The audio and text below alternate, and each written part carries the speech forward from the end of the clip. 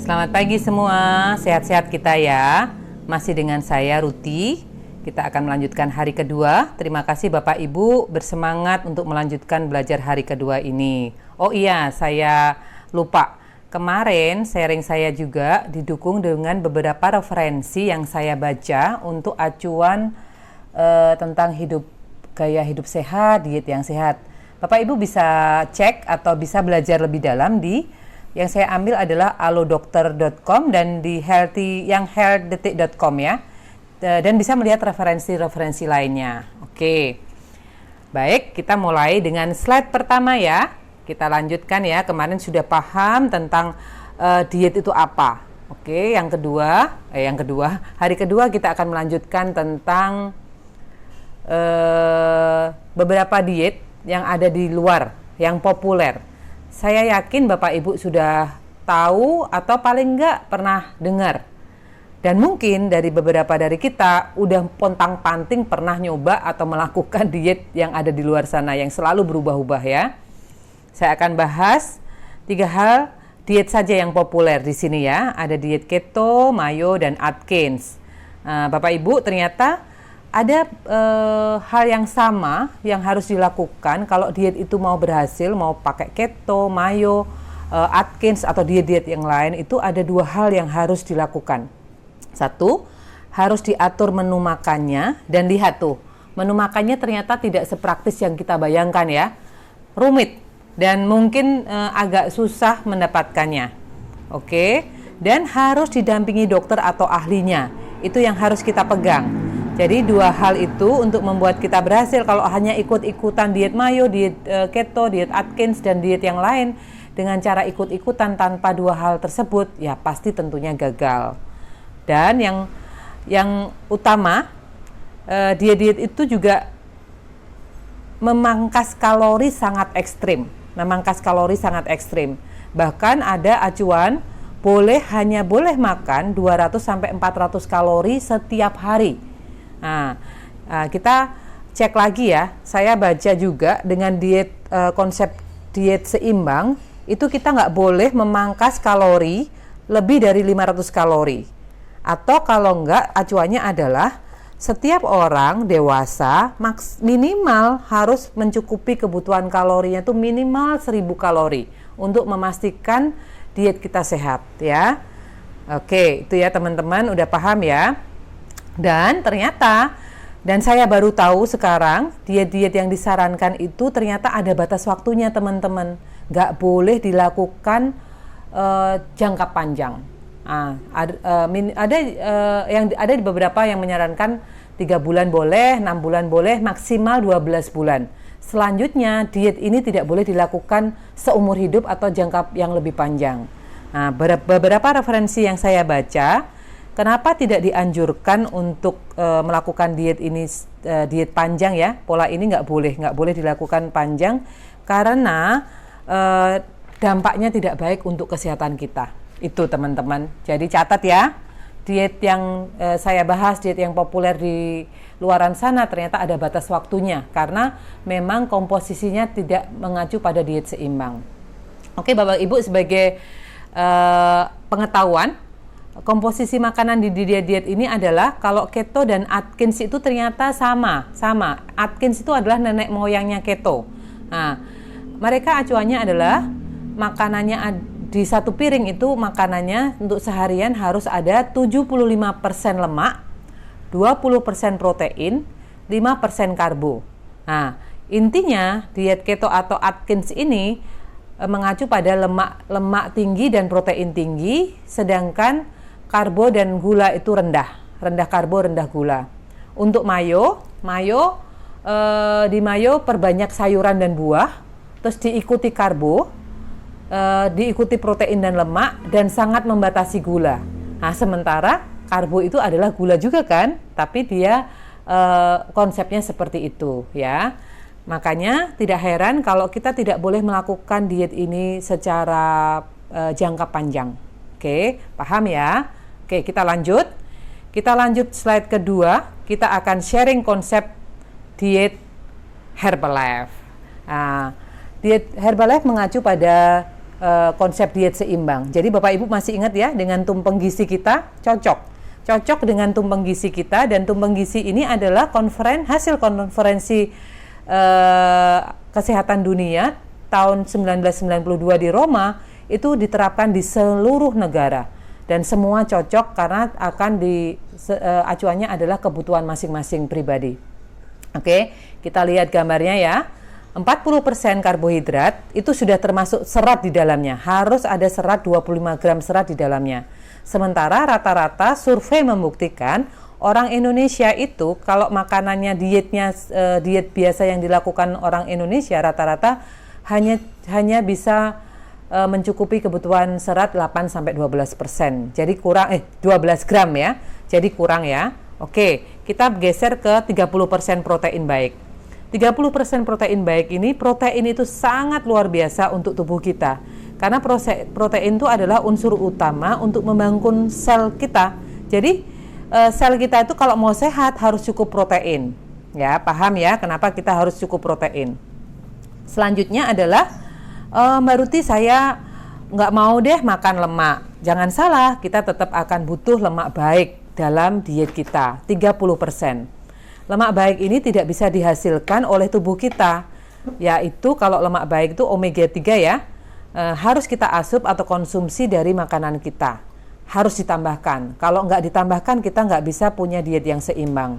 Nah, kalau di produk Herbalife sendiri ada yang namanya Herbalife Line.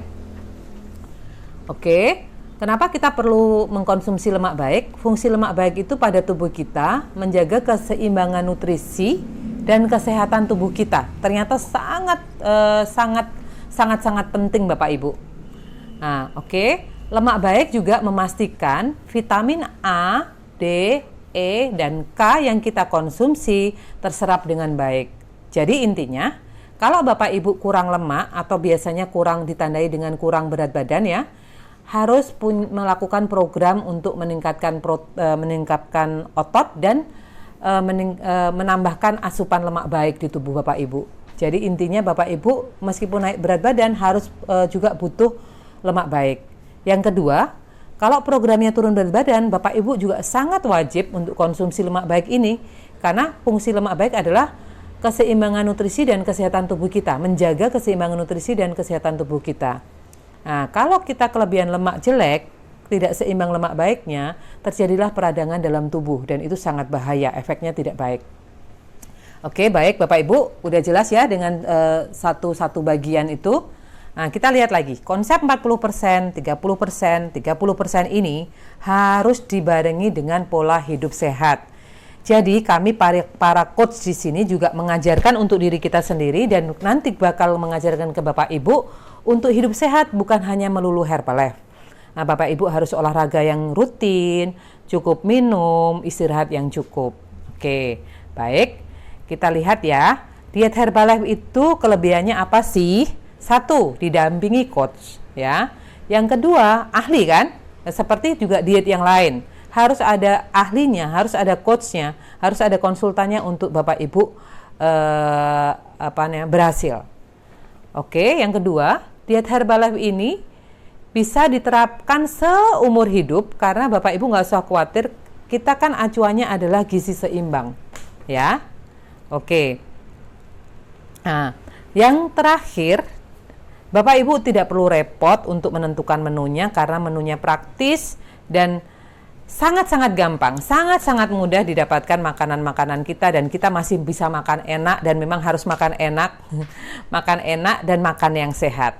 Nah, baik Bapak Ibu, paham ya seputar diet Herbalife. Oke, saya akan lanjutkan. Bapak Ibu mungkin di sini banyak yang belum kenal, belum tahu Herbalife itu apa sih. Kami akan mengenalkan profil perusahaan kami. Oke.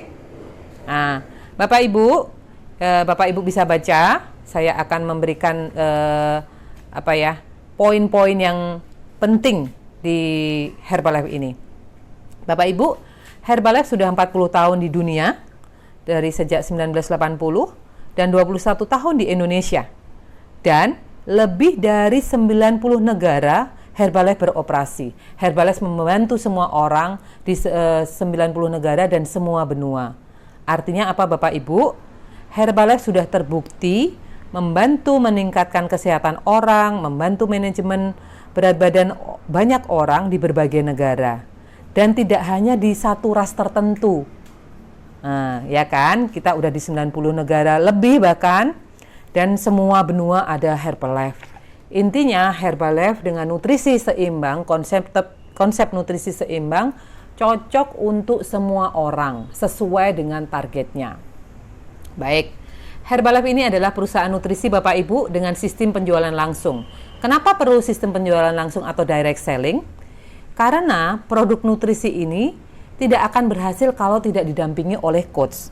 Makanya kita harus ada yang namanya penjualan langsung. Bapak Ibu nggak bisa beli Herbalife di apotek atau di all shop lainnya karena mereka tidak menyiapkan coachnya gitu. Dan Bapak Ibu tidak mendapatkan jaminan tentang kualitas produk di situ. Oke, paham ya? Baik.